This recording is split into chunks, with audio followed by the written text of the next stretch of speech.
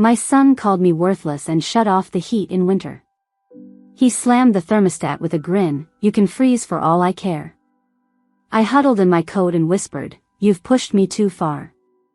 When he came home the next day, the locks were changed and I was waiting with. I'm a 58-year-old widow living in Milwaukee, Wisconsin.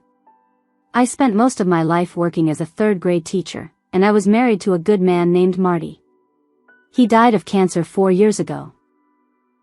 The kind that eats through the bones, slowly and painfully. I quit my job early to take care of him until the end. It wasn't easy, but I did it with love. Our only son, Jesse, was 23 when his dad died. He was never really close to Marty, but I always thought he and I had something. After the funeral, Jesse asked if he could move back home for a while. Said he'd help out, keep me company, help with bills. I was grateful. I said yes without a second thought. At first, he did help. Paid a little rent, helped mow the lawn. That lasted maybe 3 months. Then Jesse stopped working. Said he got laid off. Then it was, "I'm figuring things out." Then it turned into drinking. Then weed. Then God knows what else. He'd stay up all night, sleep all day, yell at me when I made too much noise in the kitchen. I started to feel like a guest in my own house. The name-calling started slow. First it was little jabs, "You don't understand, you never supported me." But then it turned to insults. "You're lazy. You're pathetic. No wonder Dad died miserable." He said that one when he was drunk. That one broke something inside me. But I kept quiet. I always kept quiet. I thought maybe he was just lost. I wanted to believe that he'd snap out of it, grow up. That night, it was around 10 p.m. I had just come in from shoveling the porch because he never does it. It was freezing outside, already dipping into single digits. I asked him, calmly, if he could please chip in a little for the heating bill. I had just paid $214 I didn't have. My pension barely covers what I need. He stood up from the couch. Looked me dead in the eye. Then he walked straight to the wall, raised his hand, and slammed the thermostat with his palm so hard the screen cracked and shut off. "You can freeze for all I care," he said, and then smiled. Like it was a joke. Like it was funny. Then he grabbed his coat, slammed the door, and left. I stood there in silence for a long time. I didn't cry. I didn't yell. I just stood there in that old brown flannel coat Marty used to wear, and whispered, "You've pushed me too far." I didn't sleep that night. I sat in the living room with 3 blankets wrapped around me, and I thought about everything. All the years I'd sacrificed. All the love I gave. All the things I let slide. I thought about how Jesse used to hold my hand when he was scared of the dark. And now he looks at me like I'm garbage. By morning, I had made up my mind. I wasn't going to be afraid of my own child anymore. I called a locksmith. I told him my son no longer lived with me and I needed all the locks changed. He came out that same day. Changed every single one. Even gave me new keys and threw the old ones into his truck's shredder right in front of me. Then I called my lawyer, Harold. We'd been friends since Marty passed. He helped me with the will. I told him everything. Every insult, every threat, every bill Jesse ignored, every time he slammed a door or threw something. He told me what to do next. Told me I had every right to take my house back. That night, around 6:15 p.m., Jesse came home. I was sitting on the couch with the new space heater running and a cup of hot tea in my hands. He tried the door once, then again, then started banging. "Mom? Open the door." I didn't say anything at first. Just stood up and walked over. When I opened it, I only unlatched the deadbolt halfway so the door wouldn't fully swing open. "What the hell is this?" he yelled. "Why doesn't my key work?" "You don't live here anymore," I said. He blinked. Then laughed like I was kidding. Open the F******ing door, Mom. No, I said, calm as can be. You can't come in. He started screaming. You can't do this. I live here. I'll call the cops. I already did, I said. They're parked down the street.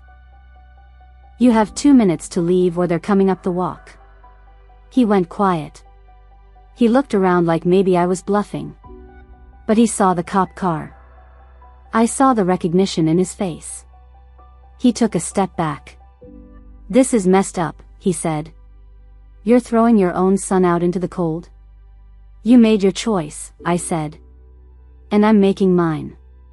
Then I closed the door. But that wasn't the end. Not even close. You see, Jesse thought that was the worst I could do. He had no idea what I was about to set in motion. That night after I kicked Jesse out, I didn't sleep again. But this time, it wasn't from fear. It was planning. I didn't just want him gone from my house, I wanted him to feel what I'd felt. I wanted him to understand the weight of the pain he dumped on me. The guilt. The loneliness. The shame. I wasn't trying to ruin his life. I was going to let him ruin it for himself, with just a little push. First thing the next morning, I went through the house and made a list of everything Jesse had touched or claimed as his. That beat-up Xbox? Mine now. The flat screen he bought with my credit card and never paid off? Gone, sold it within 48 hours. I boxed up the rest of his stuff, clothes, shoes, his worn-out laptop, all of it, and dropped it off at a storage unit in his name. Paid for 2 months in advance. After that, his problem. I also called the gas and electric companies. Had his name removed from every account. Same with the bank. He had somehow gotten his name added to a shared account I forgot we had. I emptied it, closed it, and filed fraud paperwork. My lawyer helped me submit a claim for elder abuse and domestic intimidation. Jesse had been threatening, aggressive, and living rent-free for over a year. Harold told me we could build a case, maybe even press charges if he tried to retaliate. The day after I changed the locks, Jesse came back around noon. This time he wasn't yelling. He knocked. Calm. Too calm. Mom, he said through the door. I'm sorry. Can we talk? I didn't answer. I was just mad, okay? I didn't mean it. Still nothing. Fine, he snapped. You wanna act like this? You wanna make me homeless? You'll regret it. He kicked the door. I heard it rattle in the frame. I almost called the cops again, but he stormed off. 2 days later, my neighbor Marty, different Marty, came by. He said Jesse had been knocking on doors asking to crash for a while. He looked rough, unshaven, wearing the same hoodie every day. That same night, I got a message request on Facebook from some girl named Rain. Her profile picture was her in a laundromat, flipping off the camera. You kicked Jesse out, she wrote. That's messed up. He's been staying with me. You need to make this right. I didn't reply. Next day, Jesse showed up again. This time, he had Rain with him. She stood at the bottom of my porch steps with her arms crossed, watching him like a guard dog. He banged on the door again. Mom, open the door. I opened it a crack, same as last time. What do you want, Jesse? I want to come in and get my stuff. It's in storage, I said. 2 months prepaid. Here's the address. I slipped the paper through the door. You're ing kidding me, Rain hissed. You threw his stuff out? I stored it. He doesn't live here anymore. You're a cold bitch. I looked her in the eye. So is this winter. She lunged up the steps like she was gonna swing on me. Jesse had to grab her. She's not worth it, he said. He looked at me like I just spat in his food. You'll regret this. I'm serious. I shut the door. The next week, my mailbox got ripped off the post. Then someone egged my front window, twice. I had a camera installed above the door.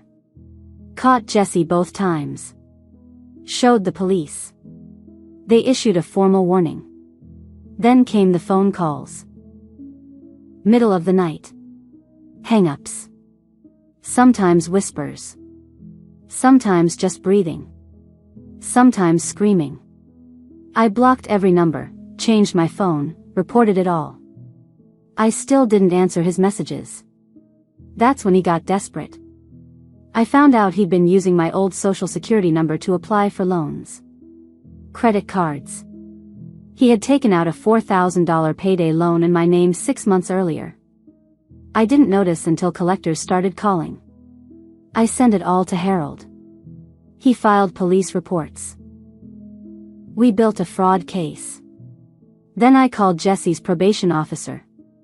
Yeah, turns out he'd been on probation for a bar fight from the year before. Broke some guy's nose over a pool table argument. I never knew. He lied and said it was dropped. I sent the officer everything, proof of fraud, threats, vandalism. She thanked me. Said she'd handle it. 3 days later, Jesse was arrested outside a gas station for violating his probation terms. But this still wasn't the end. Because while Jesse sat in a holding cell, I was digging into something I'd found in a drawer he forgot to empty. An old notebook. Inside were pages of notes. Names. Cash amounts. Drops and pickups. It wasn't just weed. Jesse had been dealing. And I knew exactly what to do with that. The notebook was tucked under a pile of crumpled papers in the back of his old nightstand. It looked like any other beat-up college-ruled spiral, but once I opened it, I realized Jesse had been careful. He didn't write full names, just initials. Streets. Times. Dollar amounts. But there was enough. Too much. At first I wasn't sure what I was looking at. Then I saw the pattern. R. 7th and Beecher, $240, S. Garage, 9 p.m., $180, he was keeping records. It looked like he was running his own little operation. And not the low-level kind. This wasn't about smoking weed in the basement. He was distributing. Maybe pills. Maybe worse. I knew the smart thing would be to call the police and hand it over. But something in me wanted to wait. I wanted to use it at the right moment. I wanted to make him feel trapped like I had. Controlled. Helpless. But first, I needed to know how deep he was in. I called the only person who might know, Lisa. Lisa was Jesse's ex-girlfriend from 2 years ago. She was a mess back then, addicted, broke, always crying. But she'd gotten clean. I ran into her at the grocery store once last fall. She looked like a different person. I got her number that day and told her if she ever needed a reference, I'd be there. I texted her. Do you know what Jesse's into these days? I found something. She called me 20 minutes later. She sounded nervous. I shouldn't say much, she told me. But Jesse didn't stop after I left. He got worse. He started hanging with a guy named Dre, real name's Andre Collins. He's not good news. If Jesse owes him money, you need to be careful. Is he dangerous? I asked. She was quiet. I moved counties to get away from him. I thanked her, hung up, and sat there on my porch in the cold. I had the notebook in my lap, wrapped in an old dish towel. My hands were shaking. That night, I scanned the pages and backed them up in 3 places: my desktop, a USB stick, and a cloud folder Harold helped me set up. Then I placed the original in a locked file box under my bed. Just in case. 2 weeks went by. Jesse got out on bail. I didn't know at first. I only found out because I got a text from an unknown number with no message. Just a picture. It was my house. Taken from the street. The angle told me whoever sent it was parked just outside. I didn't sleep that night. I stayed downstairs with the lights off, holding the phone, watching through the curtains. Nothing happened. But the next morning, there was a dead rat left on my front step. Wrapped in plastic. I didn't call the cops. I just took a photo and added it to the folder. Jesse thought he was scaring me. What he didn't know was that I'd already given a copy of the notebook to Harold and another to Lisa. I also called Jesse's probation officer again and told her he was back out. She said she didn't know that. That worried her. 3 days later, I got a call from a blocked number. I didn't usually answer those. But this time I did. It was Jesse. "You think you're smart," he said. His voice was low, cold. "You think this is over? I know what you took." "You left it in my house," I said. "It's mine now." "You don't know who you're messing with, Mom." "I think I do. I'll take it back. One way or another." Click. I stood there, shaking. But I wasn't scared like before. I was pissed. He had every chance. Every opportunity to fix this. And instead, he threatened me, again. That same afternoon, I did something I never thought I'd do. I reached out to Andre Collins. Took me an hour to find someone who would admit they knew him. He owned a garage on the south side near Lincoln Avenue. I called the number listed online. A man answered. "Yeah? I'm looking for Andre." "Who's this?" "Someone who has something he might want." Pause. Then, go on. "I have Jesse's little black book. I know he owes you. I know what's in it. You want it? You'll need to hear what I have to say first." Silence. Then the voice said, "Come to the garage. Tomorrow. Noon. Don't bring the cops." "I won't," I said. But I wasn't going alone. The morning I was supposed to meet Andre Collins, I got up early. I packed the notebook into a manila envelope, sealed it, and wrote one word on the front in thick black Sharpie: insurance. I didn't eat breakfast. My stomach was too tight. But I did something else. I slipped a small voice recorder into my coat pocket. The kind teachers used back when I was still in the classroom. It was old, but it still worked. I tested it twice before I left the house. Before heading to the garage, I stopped at Harold's office. He wasn't surprised when I told him what I was doing. He just said, "If he threatens you, say as little as possible. Let him talk." Then he handed me something. It was a signed affidavit confirming that I had already turned over the original copy of the notebook for legal purposes. It also stated that anything happening from this point forward was of my own choosing. He was covering his own ass. I respected that. When I pulled into the garage on Lincoln Avenue, the place looked like something out of a crime movie, greasy, dim, with half-stripped cars sitting out back behind a rusted chain-link fence. Inside, the lights buzzed, and I saw two men, one leaning against a red tool chest, the other sitting on an upside-down milk crate. Andre was the one on the crate. Tall, dark hoodie, long face. He didn't stand up. "You're Jesse's mom," he said. "I am." "Why are you here?" "I have something he left behind." I held out the envelope. He didn't take it. "Why would I want this?" "Because it's got your name in it." He stiffened, then reached for it. "No," I said. "You listen first." I pulled the recorder from my pocket and pressed play. Jesse's voice filled the garage. "You don't know who you're messing with, Mom. I'll take it back. One way or another." Andre blinked, leaned forward. "When was that?" 3 days ago." He didn't speak right away. Then he stood. "I'm gonna give you a little truth," he said. "Your son. He's been a problem. Owes me $5,000. Been lying to me, cutting deals behind my back.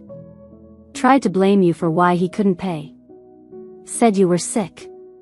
Said you had Alzheimer's and wouldn't give him access to the house. My blood ran cold. I have proof that's a lie, I said. I know it's a lie, he said. He used your name to apply for a line of credit in mine too. And now he's got eyes on running off to Minnesota. Thought I wouldn't hear about it. I stared at him. I hadn't known that part.